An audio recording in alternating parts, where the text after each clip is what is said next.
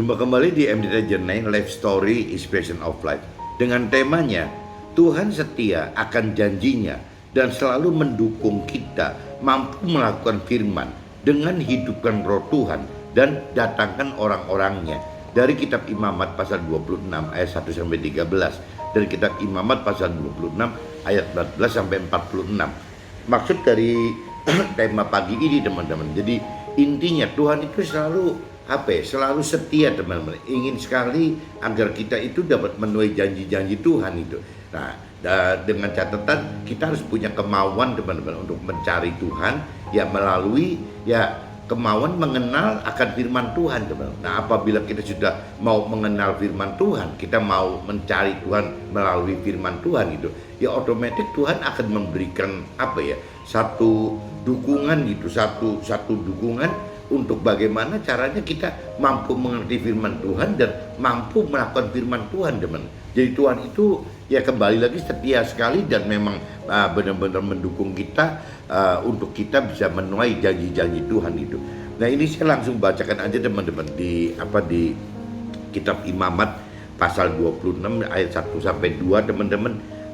Judul perikopnya ini tentang berkat teman-teman. Nanti di ayat 14 saya bicara tentang kutuk gitu. Jadi pasal 26 di Imamat itu bicara berkat dan kutuk gitu. Nah, ini saya baca dulu pasal 26 ayat 1 sampai 2 teman-teman. Janganlah kamu membuat berhala bagimu dan patung atau tugu berhala. Janganlah kamu dirikan bagimu juga batu berukir. Janganlah kamu tempatkan di negerimu untuk sujud menyembah kepadanya, sebab akulah Tuhan Allahmu. Kamu harus memelihara hari-hari sabatku dan menghormati tempat kudusku. Akulah Tuhan. Bunyinya seperti itu teman-teman. Itu di ayat 1 dan 2. Kalau di inspirasi saya teman-teman, Imamat pasal 26 ayat 1 sampai 2, hanya satu-satunya bagi kita wajib sujud menyembah hanyalah kepada Tuhan. Tetapi karena kurangnya kedalaman pengenalan dan pengertian akan kebenaran firman Tuhan, maka di bawah alam sadar banyak orang sujud dan menyembah dengan salah gitu.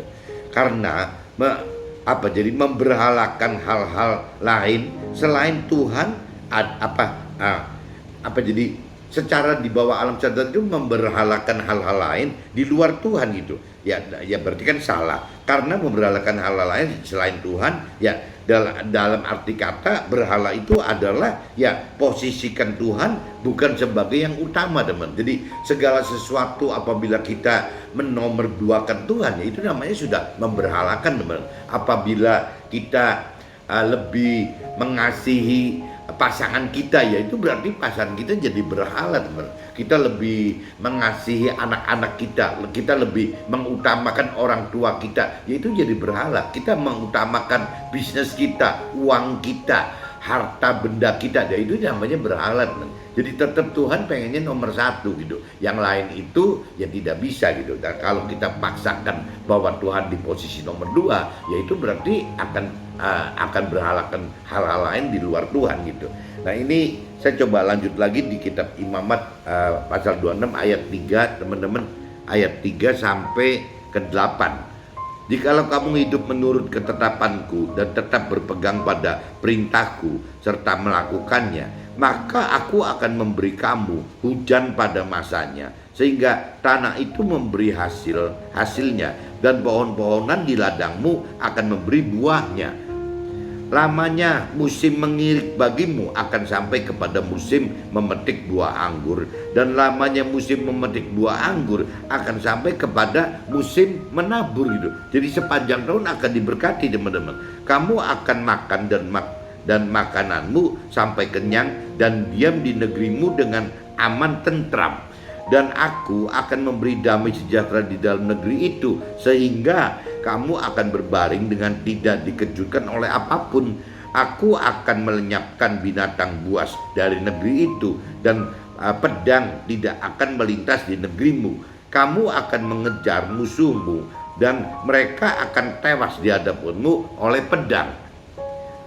5 orang dari antaramu akan mengejar 100 dan 100 orang dari antaramu akan mengejar selaksa, dan semua musuhmu akan tewas di hadapanmu oleh pedang. Nah ini kalau kita bicara diberkati Tuhan seperti itu teman-teman.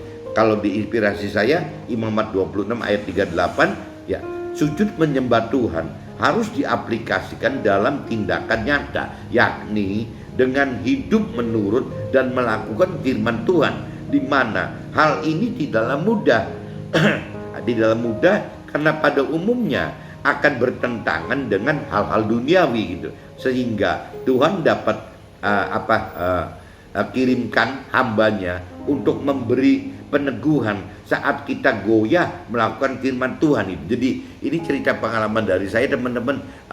Beberapa hari ini berarti tanggal 3 Juni tahun 2022, nggak tahu mendadak mentor rohani saya dari Kopeng, namanya Ibu Evi Budiono gitu. Itu waktu menjadi mentor rohani saya sekitar tahun 2000-an teman-teman. Jadi awal-awal 2000, berarti 20 tahun yang lalu teman-teman. Nah mendadak kemarin WA saya kok memberikan peneguhan di dalam Imamat pasal 26 ini teman-teman. Makanya saya pagi ini sharingkan sebagai satu notes untuk hidup saya gitu. Ya bahwa Ibu Evi gitu tanggal 3 bulan 6 bulan Juni tahun 2022 mendadak kok mengirim sharing firman gitu di Imamat pasal 26 teman. Jadi ini saya bawa sharing pagi ini gitu.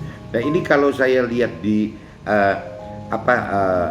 cerita di Imamat 26 ini ya memang kuncinya cuma bicara berkat dan kutuk teman-teman. Coba saya lanjut lagi di Imamat pasal 26 ayat 9 sampai 13 teman-teman. Ayat 9 sampai 13. Dan aku akan berpaling kepadamu dan akan membuat kamu beranak cucu serta bertambah banyak, dan aku akan meneguhkan perjanjianku dengan kamu. Kamu masih akan makan hasil lama dari panen yang lampau, dan hasil lama itu akan kamu keluarkan untuk menyimpan yang baru. Aku akan menempatkan kemah suciku di tengah-tengahmu, dan hatiku akan muak melihat kamu. Tetapi aku akan hadir di tengah-tengahmu, dan aku akan menjadi Allahmu, dan kamu akan menjadi umatku. Akulah Tuhan Allahmu yang membawa kamu keluar dari tanah Mesir, supaya kamu jangan lagi menjadi budak mereka. Aku telah mematahkan kayu kuk yang di atasmu dan membuat kamu jadi berjalan tegak gitu. Nah ini kalau diinspirasi saya teman-teman, Imamat pasal 26 ayat 9 sampai 13, jika kita teguh melakukan firman Tuhan, maka Tuhan akan teguhkan janji-janji bagi kita dengan datangkan berkat duniawi berupa mungkin bisa saja sebagai pengusaha, tim yang ngelola usaha kitanya gitu, dan berkat rohani bisa juga satu saat kita akan dipakai Tuhan menjadi pelayanan memberitakan kebenaran firman Tuhan teman. Jadi berkat itu ada dua macam teman, berkat yang karakternya bersifat duniawi dan juga rohani gitu. Jadi kalau lihat dari pengalaman saya, apabila kita digoyahkan, Tuhan bisa datangkan seperti Ibu Evi Budiono tadi gitu. Dalam kondisi saya goyah, ya tahu-tahu Tuhan datangkan itu. Padahal dalam keseharian hidup saya gitu, harusnya kan selain kita mengerti akan firman Tuhan teman, kita kan harus menghidupkan roh Tuhan teman. Tapi di luar roh Tuhan itu kan untuk kekuatan roh kita gitu. Tapi seperti Ibu Evi Budiono itu kan menguatkan saya kan dari sisi jiwa saya teman-teman. Jadi ada merasa tenang gitu. Nah begitupun juga dalam hal mengelola si pengusaha mengelola usaha teman-teman. Tuhan bisa saja memberikan berkat-berkat duniawi itu bukan cuma materi, tapi juga sekelompok tim gitu yang bisa bantu mengelola perusahaan gitu. Itu kan juga sama berkat duniawi teman-teman. Nah sebaliknya ya apabila berkat duniawi berupa tim pengelola usaha ini bisa berjalan dengan lancar gitu, ya logikanya Tuhan akan pakai kita menjadi alat Tuhan dalam hal memberikan kebenaran firman Tuhan. Nah sehingga lewat berkat ini bisa terjadi baik berkat duniawi maupun rohani teman. Maksudnya seperti itu teman-teman. Nah Imamat pasal 26 ayat 14 sampai 39 teman. Ini perikopnya sudah bukan berkat lagi, udah bicara kutuk teman-teman. Jadi cerita di 14 sampai 39 ini cukup panjang, saya percepat aja gitu. Tetapi jikalau kamu tidak mendengarkan dakku dan tidak melakukan segala perintah itu, jikalau kamu menolak ketetapanku dan hatimu muak mendengar peraturanku, sehingga kamu tidak melakukan segala perintahku dan kamu mengingkari perjanjianku, maka aku pun akan berbuat begini kepadamu, yakni aku akan mendatangkan kekejutan atasmu, batuk kering serta demam yang membuat mata rusak, jiwa merana. Kamu akan sia-sia menabur benihmu, karena hasilnya akan habis dimakan musuhmu. Aku sendiri akan menentang kamu, sehingga kamu akan dikalahkan oleh musuhmu, dan mereka yang membenci kamu akan menguasai kamu, dan kamu akan lari, sungguh pun tidak ada orang yang mengejar kamu. Dan jikalau kamu dalam keadaan yang demikian pun tidak mendengarkan dakku, maka aku akan lebih keras menghajar kamu sampai 7 kali lipat karena dosamu, dan aku akan mematahkan kekuasaanmu yang kau banggakan, dan akan membuat langit di atasmu sebagai besi dan tanahmu sebagai tembaga. Maka tenagamu akan habis dengan sia-sia, tanahmu tidak akan memberi hasilnya, dan pohon-pohonan di tanah itu tidak akan memberi buahnya. Jikalau hidupmu tetap bertentangan dengan dakku dan kamu tidak mau mendengarkan dakku, maka aku akan makin menambah hukuman atasmu sampai 7 kali lipat setimpal dengan dosa-dosamu. Aku akan melepaskan kepadamu binatang liar yang akan memusnahkan anak-anakmu dan yang akan melenyapkan ternakmu, serta membuat kamu menjadi sedikit sehingga jalan-jalanmu menjadi sunyi. Jikalau kamu dalam keadaan yang demikian pun tidak mau kuajar dan hidupmu tetap bertentangan dengan dakku, maka aku pun akan bertindak melawan kamu, dan aku sendiri akan menghukum kamu 7 kali lipat karena dosamu, dan aku akan mendatangkan kekuatanmu suatu pedang yang akan melakukan pembalasan oleh karena perjanjian itu bila kamu berkumpul kelak di kotamu, maka aku akan melepas penyakit sampar di tengah-tengahmu, dan kamu akan diserahkan ke dalam tangan musuh. Jika aku memusnahkan persediaan makananmu, maka ke-10 perempuan akan membakar roti di dalam satu pembakaran.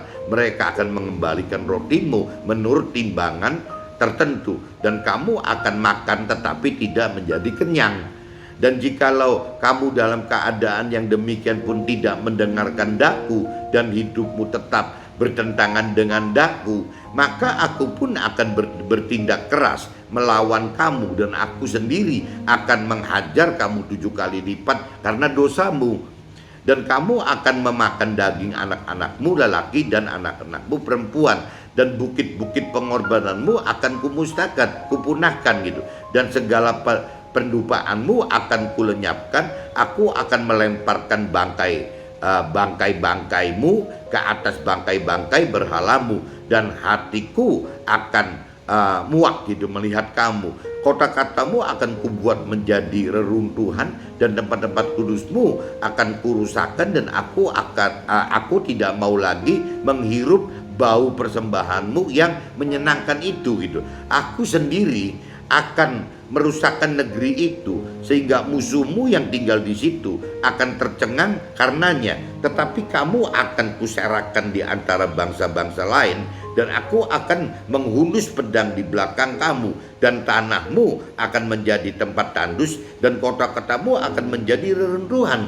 Pada waktu itulah tanah itu pulih dari dilalaikannya tahun-tahun sabatnya, selama tanah itu tandus dan selama kamu tinggal di negeri musuh-musuhmu. Pada waktu itulah tanah itu akan menjalani sabatnya, dan dipulihkannya tahun sabat yang belum didapatkannya. Selama ketandusannya tanah itu akan menjalani sabat yang belum dijalaninya pada tiap-tiap tahun sabatmu, ketika kamu masih diam di situ. Dan mengenai mereka yang masih tinggal hidup dari antaramu, aku akan mendatangkan kecemasan ke dalam hati mereka dalam keadaan negeri-negeri musuh mereka, sehingga bunyi daun yang ditiupkan angin pun akan mengejar mereka, dan mereka akan lari seperti orang lari menjauhi pedang, dan mereka akan rebah, sungguh pun tidak ada orang yang mengejar. Dan mereka akan jatuh tersandung seorang kepada seorang, seolah-olah hendak menjauhi pedang, sungguh pun yang mengejar tidak ada. Dan kamu akan dapat bertahan, tidak akan dapat bertahan di hadapan musuh-musuhmu, dan kamu akan binasa di antara bangsa-bangsa lain, dan negeri musuhmu akan memusnahkan kamu. Dan ayat terakhirnya di 39, dan siapa yang masih tinggal dari antaramu, mereka akan hancur lebur dalam hukumannya di negeri-negeri musuh mereka, dan mereka kesalahan nenek moyang mereka juga, mereka akan hancur hancur lebur sama seperti nenek moyangnya. Nah, ini kalau inspirasi saya teman-teman, Imamat pasal 26 ayat 14-9, bagi kita yang tidak dengarkan dan tidak lakukan firman Tuhan, maka Tuhan tidak henti-hentinya memberikan hukuman demi hukuman, agar kita sadar dan akan kehendak Tuhan di dalam rancangan dan keselamatan kekal kita gitu. Jadi Tuhan tidak bosan-bosannya teman-teman, seperti yang tadi dibacakan begitu panjang gitu dari ayat 14-39. Tuhan itu akan terus akan menekan kita untuk kita bisa berubah teman-teman. Maksudnya Tuhan itu maksudnya kebenaran gitu. Karena kalau kita tidak berubah, kita tidak akan mendapatkan keselamatan akhirat. Itu yang Tuhan khawatirkan, sehingga Tuhan selalu akan seperti itu gitu. Nah, ini kalau saya lanjut lagi di Imamat pasal 26 40-43 teman-teman. Tetapi bila mereka mengakui kesalahan mereka dan kesalahan nenek moyang mereka dalam hal berubah setia dilakukan mereka terhadap aku, dan mengakui juga bahwa hidup mereka bertentangan dengan daku, aku pun bertindak melawan mereka dan membawa mereka ke negeri musuh mereka. Atau bila kemudian hati mereka yang tidak bersunat itu telah tunduk dan mereka telah membayar pulih kesalahan mereka, maka aku akan mengingat perjanjianku dengan Yakub, juga perjanjian dengan Ishak, dan perjanjianku dengan Abraham pun akan kuingat, dan negeri itu akan kuingat juga gitu. Jadi tanah itu akan ditinggalkan mereka dan akan pulih dari akibat tahun-tahun sabat yang dilalaikan selama tanah itu tandus oleh karena ditinggalkan mereka, dan mereka akan membayar pulih kesalahan mereka, tak lain dan tak bukan, karena mereka menolak peraturanku dan hati mereka muak mendengarkan ketetapanku gitu. Nah, kalau diinspirasi Imamat pasal 26 ayat 40-43, bagi kita yang mengakui kesalahan kita, maka Tuhan mengampuni jika kita bertobat dan tidak mengulang kesalahan yang sama, dan Tuhan tetap akan berikan janji-janjinya selama kita melakukan perintah dan peraturan dalam firman-Nya, karena kita adalah ahli warisnya Tuhan gitu. Bagi Tuhan seperti itu teman-teman. Nah, kalau saya bacakan lagi di yang Imamat pasal 44 sampai pasal 26 ayat 44, namun demikian apabila mereka ada di negeri musuh mereka, aku tidak akan menolak mereka dan tidak akan muak melihat mereka, sehingga aku membinasakan mereka dan membatalkan perjanjianku dengan mereka, sebab akulah Tuhan Allah mereka. Untuk keselamatan mereka aku akan mengingat perjanjian dengan orang-orang yang dahulu kebawa keluar dari tanah Mesir di depan mata bangsa-bangsa lain, supaya aku menjadi Allah mereka. Akulah Tuhan. Itulah ketetapan-ketetapan yang peraturan-peraturan serta hukum-hukum yang diberikan Tuhan berlaku di antara dia dengan orang Israel di Gunung Sinai dengan perantaraan Musa gitu. Nah, kalau diinspirasi saya teman-teman, Imamat pasal 26 ayat 4-6 dalam kitab Imamat 26 berbicara tentang berkat dan kutuk, di mana Tuhan akan penuhi janji-janjinya jika kita mau dan mampu melakukan perintah dan peraturan yang ada dalam firman Tuhan, di mana Tuhan akan selalu setia mengingat janji-janji dan memberikan roh Tuhan untuk menguatkan roh kita, serta akan datangkan perantara Tuhan bagi kita jika Tuhan anggap kita memerlukan peneguhan jiwa dan kekuatan tubuh dalam melakukan firman-Nya. Oke teman-teman, see you.